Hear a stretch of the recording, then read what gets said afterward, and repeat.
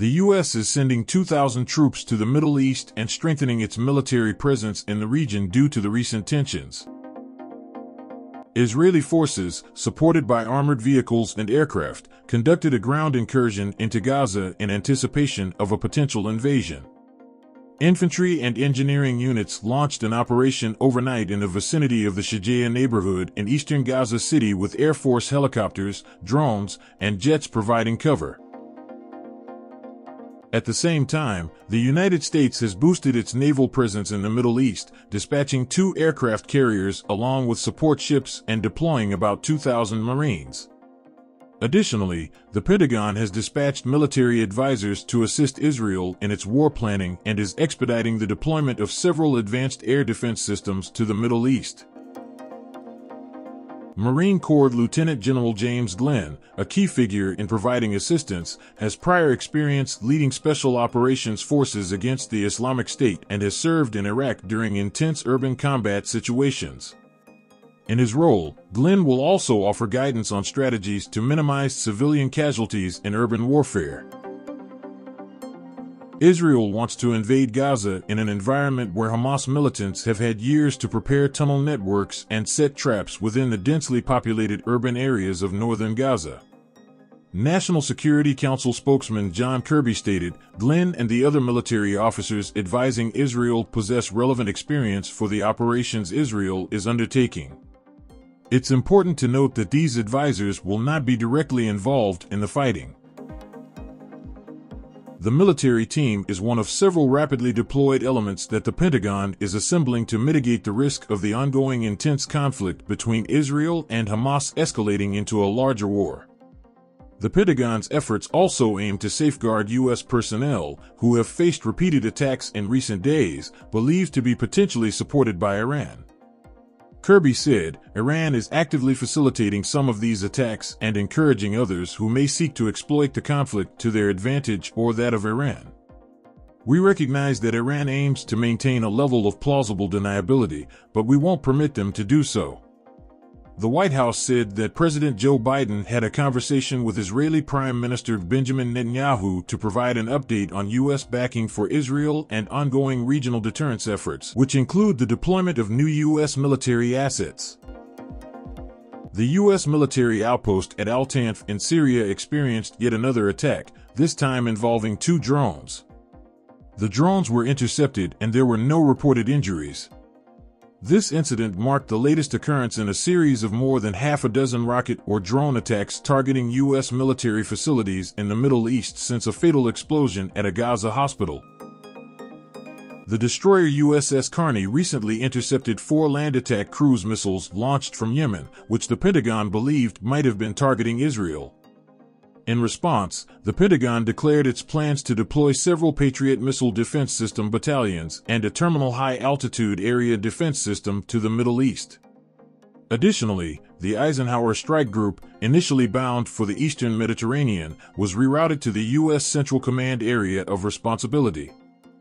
This shift entails that the Navy will position the Ford Carrier Strike Group off the coast of Israel, while the Eisenhower Strike Group could be repositioned to provide defense for both U.S. forces and Israel, covering areas such as the Red Sea or the Gulf of Oman.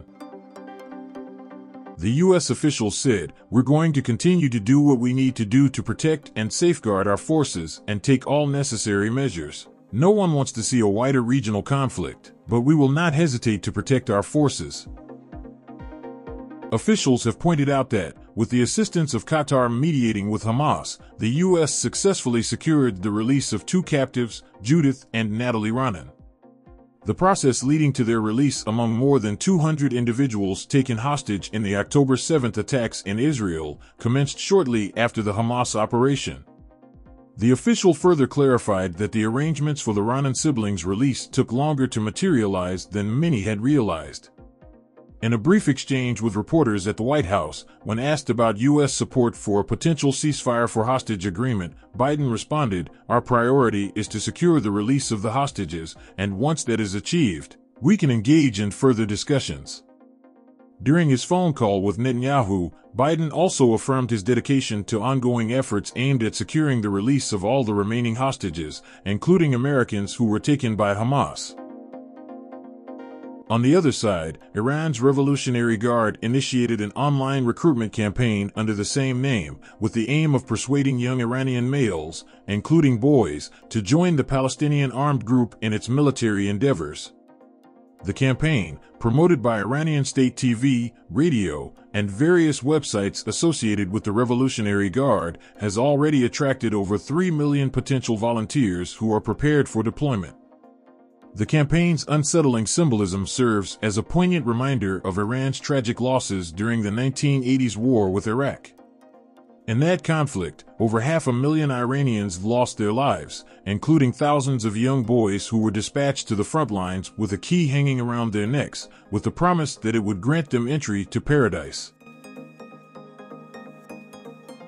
The Iranian regime's anti-Israel rhetoric has extended to Friday prayers, gatherings predominantly attended by government hardliners. These gatherings often include chants of death to Israel in addition to the customary chants of death to America and death to Britain. Propaganda campaigns in which individuals sign up to become martyrs to fight against Israel are not new in Iran and tend to resurface during Israeli military offensives in Gaza. Iran maintains close ties with Hamas, offering both vocal support for the group and covert financial and logistical assistance through the Revolutionary Guards. In a 2022 interview with Al Jazeera, Ismail Haniyeh, the head of the Hamas political bureau, revealed that the group had received $70 million from Iran for its defense plan.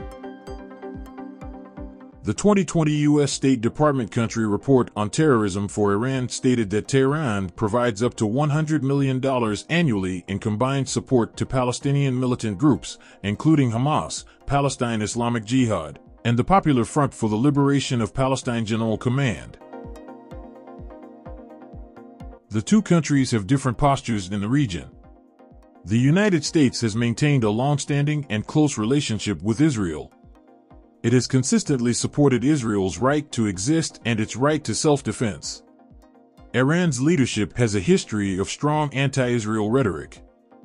Iran does not recognize the State of Israel and has called for its destruction. The official U.S. policy has generally favored a two-state solution to the Israeli-Palestinian conflict, with Israel and a future Palestinian state living side by side in security.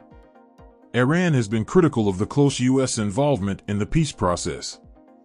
The U.S. rejects existence of militant groups such as Hamas. But Iran provides political, financial, and military support to Palestinian groups that oppose Israel. If the tension in the region does not decrease, proxy wars are likely to escalate in the near future. The balances in the Eastern Mediterranean and the Middle East may change significantly in the groups indirectly supported by Iran.